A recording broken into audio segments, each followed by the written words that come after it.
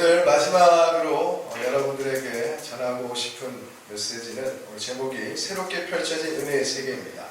오늘 본문이 기록된 요한복음은 사실상 20장 29절에서 끝이 납니다. 그리고는 요한이 왜 이러한 복음서를 기록했는가, 그 목적에 관해서요 30절에서 31절에 기록이 되어 있어요. 예수께서 제자들 앞에서 이 책에 기록되지 아니한 다른 표적도 많이 행하셨으나 오직 이것을 기록함은 너희로 예수께서 하나님의 아들 그리스도이심을 믿게 하려 함이요 또 너희로 믿고 그 이름을 힘입어 생명을 얻게 하려 함이니라. 자, 이렇게 요한복음이 기록되어져야만 했었던 그 목적이 설명되고 난 뒤에 21장, 오늘 본문이 포함되어 있는 21장을 보면 어떤 말로 시작이 되고 있어요? 그 후에 라는 말로 시작이 되고 있습니다. 헬라어로 메타타우타라고 하는데요. 이것은 특정한 시간이 아니라 어느 정도 시간이 경과되었음을 표현할 때 사용되었던 단어입니다. 다시 말해서 요한은 20장에서 이 복음서를 일단락 지은 후에 이제 어느 정도의 시간이 흐르고 난 뒤에 알 수는 없지만 그 이유를 다시금 그 필요에 따라서 이 21장의 내용을 추가적으로 첨언을 했다는 것이죠. 그렇다면 요한은 어떤 목적에서 이 21장의 내용을 다시금 기록해야만 했을까요? 학자들의 의견이 분분합니다. 이런 의견 저런 의견, 많은 학자들의 의견이 있지만 그 가운데 공통되는 이유 한 가지는요, 이제 십자가를 예수님께서 지시려고 할 때에 여러분들도 잘 알고 있듯이 누가 배신을 했어요? 베드로잖아요, 그죠? 베드로가 닭 3번 울기 전에 예수님을 부인을 하게 됩니다. 자, 이렇게 예수님을 부인했던 베드로를 비롯한 제자들의 그 신앙이 십자가에서 죽으시고 부활하신 그 예수님을 만남으로 완전히 회복되어지는, 오늘 설교의 제목과 같이 새롭게 펼쳐지는 그 은혜의 세계에 들어가게 되는 그 과정을 알려주기 위해서 이제 21장의 내용들이 다시금 기록되어져야만 했다는 것이죠. 자, 그런 맥락에서 오늘 설교를 준비하다가 떠올랐던 한 사람이 있습니다. 그 사람은 삼손인데요. 사사기 13장 5절을 보면 여호와의 사자가 출생하게 될 삼손에 관해서 이렇게 예언하고 있습니다. 이 아이는 태에서 나옴으로부터 하나님께 바쳐진 나실인이 됩니다. 그가 블레셋 사람의 손에서 이스라엘을 구원하기 시작하리라.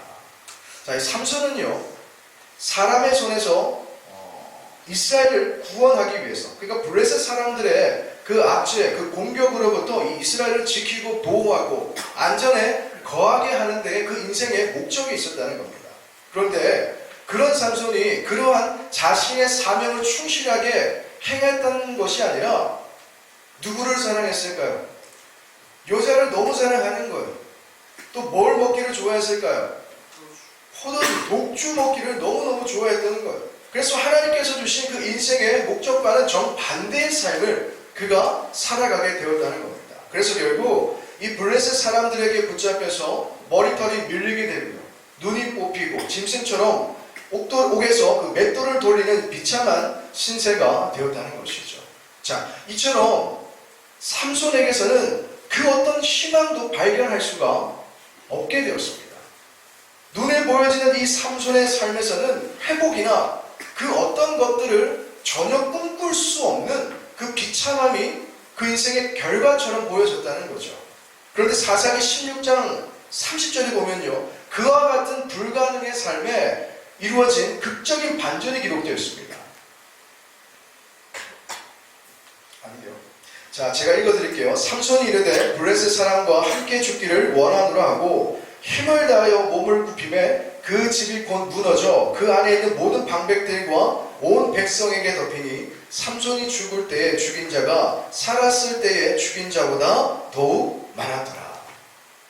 그렇게 짐승처럼 옥에서 맷돌을 돌리던 인생에 하나님께서 마지막 힘을 부어주셔서 그가 살아있을 때에 죽였던 사람들보다, 그렇게 자신의 죽음이 동반되기는 했지만 자신의 죽음과 더불어서 그 많은 사람들을 함께 죽이는, 그래서 이스라엘의 구원을 완성해가는 그런 삼손의 모습으로 그 인생이 종결지어졌다는 겁니다. 삼손은 하나님께 바쳐진 나실인임에도 불구하고 그 완전한 언약을 부정한 채 그 타락한 인생으로 실패했던 사람입니다. 그러나 그 실패한 인생이 결국 어떻게 되었냐? 사명을 완수하게 되었다는 것이죠. 뿐만 아니라 믿음의 장이라고 일컫는 히브리서 11장은요, 예수님을 믿는 모든 사람들에게, 성경을 읽는 모든 사람들에게 귀감이 되고 본이 되는 그 믿음의 인물들이 나열이 되고 있습니다. 그런데 이 32절을 보면요, 자 여기 보니까 삼손이 있는 거예요. 사사기의 내용만 보면 우리는 이 삼손을 어떻게 평가할 수 있어요? 그는 실패한 사람처럼 보여질 수 있는 거잖아요, 그렇죠? 하나님의 말씀을 듣지 않고 불순종해서 결국 블레셋 사람에게 붙잡히고 머리털이 밀리고 눈이 뽑히고 옥에 갇혀가지고 맷돌을 돌리는 그 비참한 인생, 결국에 힘 한번 받아가지고 사람들을 많이 죽이기는 했지만 그러한 사람에게서 무슨 영광을 우리가 볼 수 있는 것이고 그러한 인생을 통해서 우리가 무엇을 배울 수 있겠습니까? 그렇죠? 그런데 히브리서 11장을 통해서 하나님께서는 너희들이 배워야 될 사람, 귀감이 되어야 될 사람으로 누구를 지금 기록해 놓은 거예요? 삼손이라는 거예요.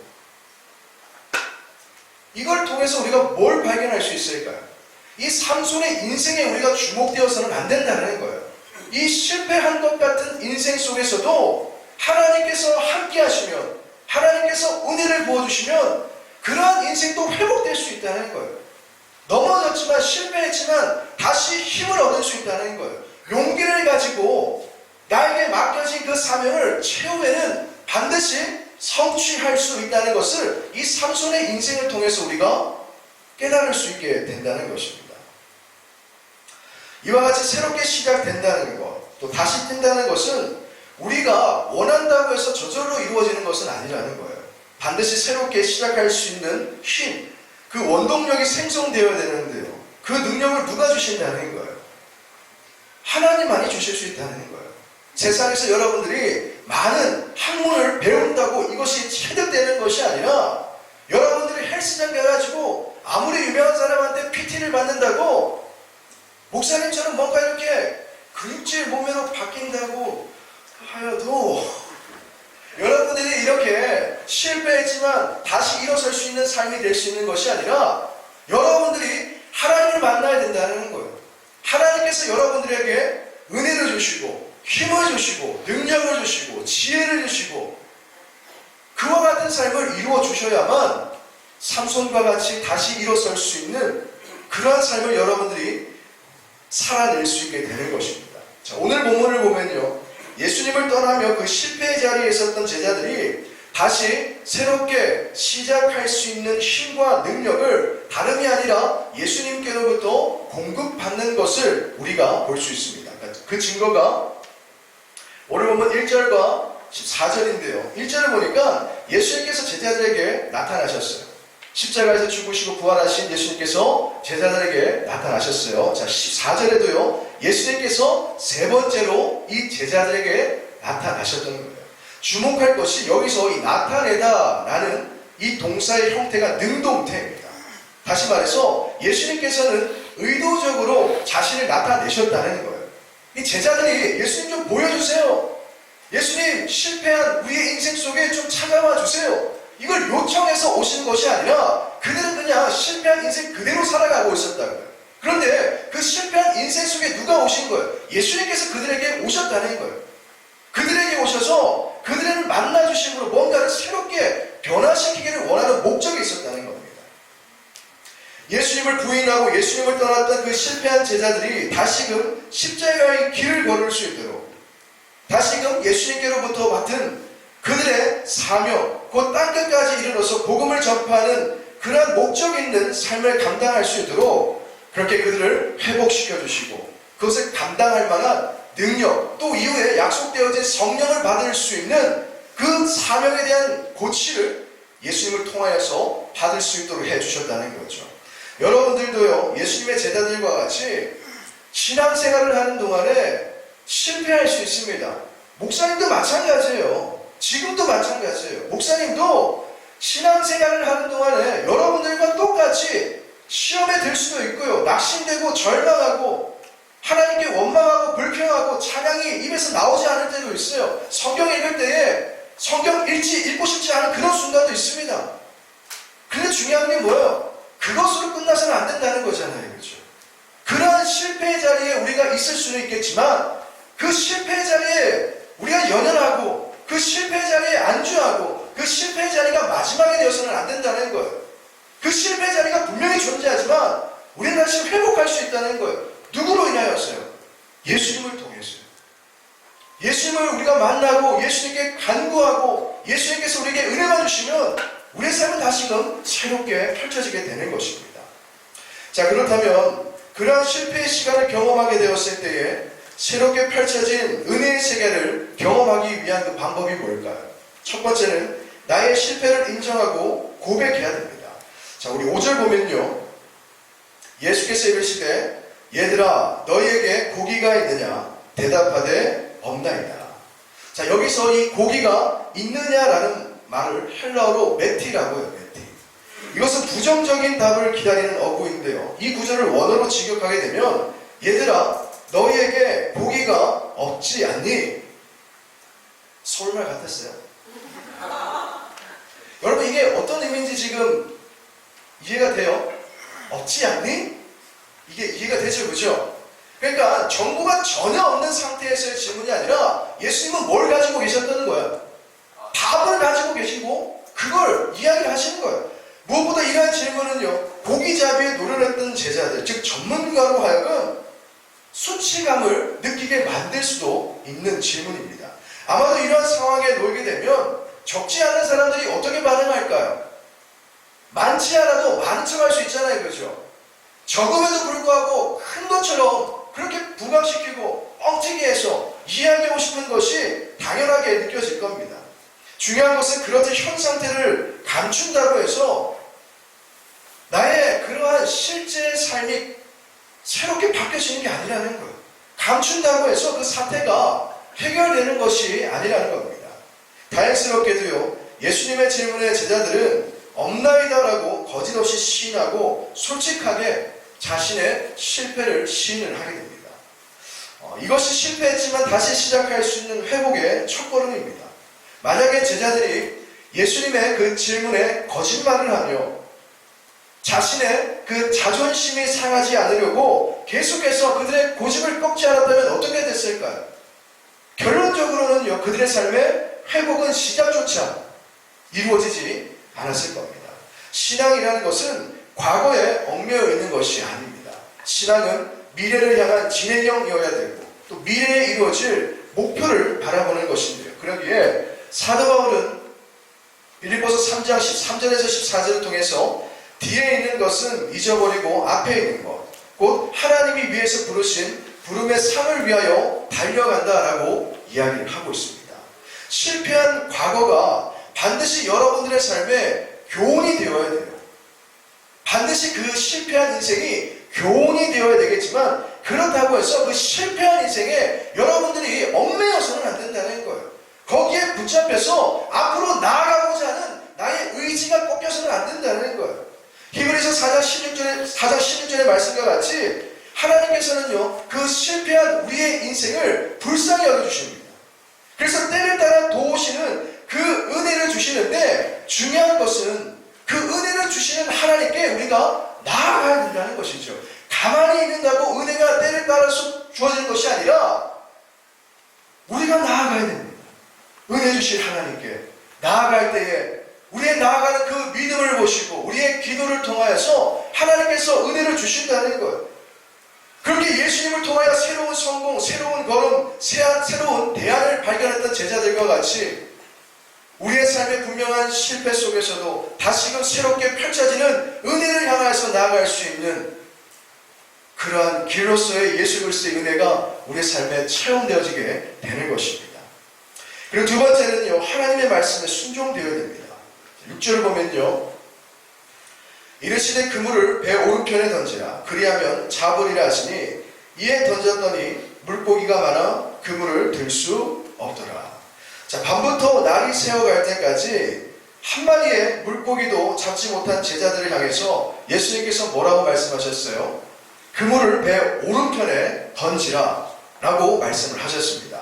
자, 이 말씀에 관하여서 18세기에 가장 위대한 성경 주석가로 알려져 있는 매튜 헨리는요, 여기서 배 오른편을 제자들이 지금까지 그물을 던지던 방향의 반대쪽이다.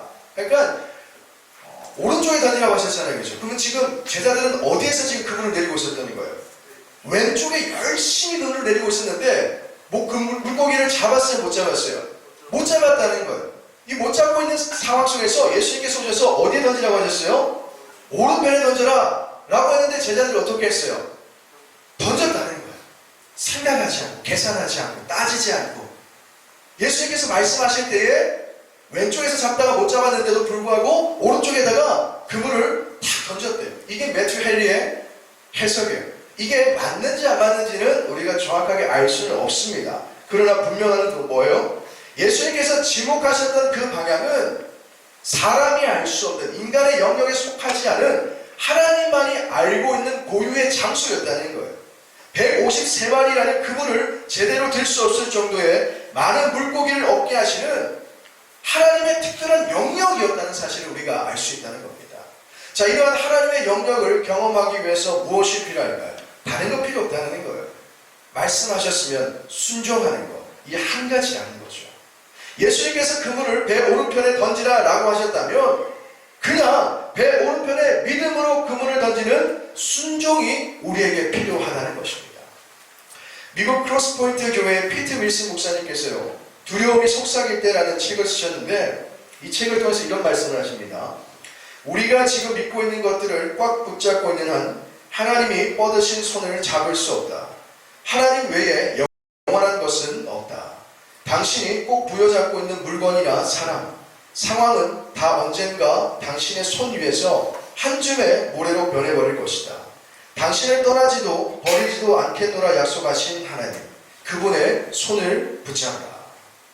여러분, 이 순종이라는 것은요, 피트 윌슨 목사님의 말과 같이 이 한 줌의 모래로 변해버릴 내가 꼭 부여잡고 있는 것을 내려놓고 누구의 손을 잡는 것이라는 거예요. 하나님의 손을 잡는 것. 그것이 순종입니다. 그런데 내가 꼭 부여잡고 있는 것을 내려놓기 쉬운가요? 생각보다 쉽지 않습니다. 때로는 나의 자존심이, 때로는 나의 부끄러움이, 때로는 나의 교만이나 나의 지식이나 나의 경험이 하나님의 손을 붙잡지 못하도록 강력하게 방해할 때가 있다는 거예요. 그럼에도 내가 부여잡고 있는 것들을 반드시 내려놓아야 할 시점이 있습니다. 우리 고3 학생들에게 지금 바로 그런 시점이죠. 그죠? 그렇듯 하나님을 절대적으로 신뢰하며 하나님의 손을 붙잡는 순종이 있을 때에 이 제자들이 경험했던 새롭게 펼쳐진 그 은혜의 세계를 경험하게 되는 것이죠. 열왕기하 5장에 보면요, 아람 왕의 군대장과 나아만의 사건이 기록되어 있습니다.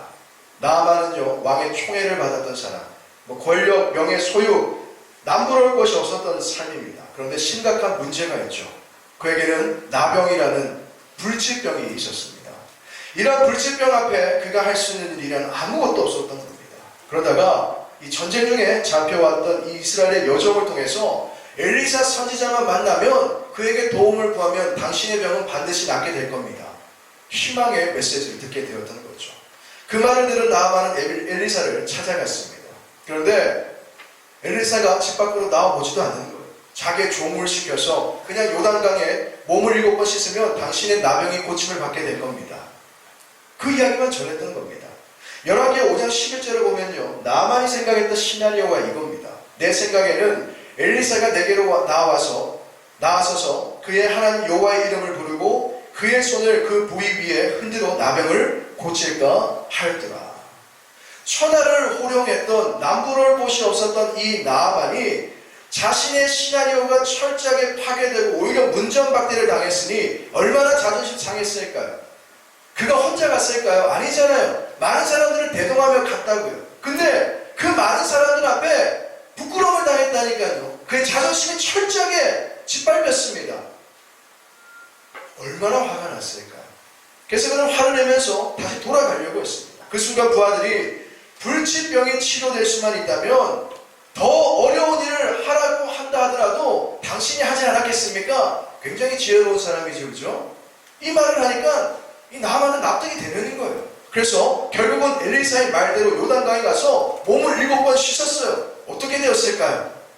그 말대로 그의 모든 몸의 질병이 깨끗하게 고침을 받게 되었던 겁니다. 만약 나아만이 끝까지 자존심을 부여잡고 있었다면, 끝까지 부끄러움을 부여잡고 화를 내며 하나님께서 뻗은 그 손을 붙잡지 않았다면 그는 절대로 나방에서 자유하지 못했을 거예요. 그가 그토록 치유받기를 원했던 그 불치병을 고침받지 못했을 거라는 말입니다. 그런 맥락에서 청교도의 거장 토마스 왓슨 목사님은요, 하나님께 순종하는 것은 우리의 의무라기보다는 우리의 특권이다. 하나님은 우리에게 유익이 되는 것만을 명령하시기 때문이다 라고 말을 했습니다. 여러분들이 살아가면서요, 당장은 이해되지 않는 일들이 경험되어질 수 있습니다. 당장은 눈에 보이지 않는 그런 일들이 우리에게 요구되어질 때도 분명히 있어요. 근데요, 그 모든 것들은 결국 누구의 유익을 위해서라고요? 여러분들의 유익이라니까요.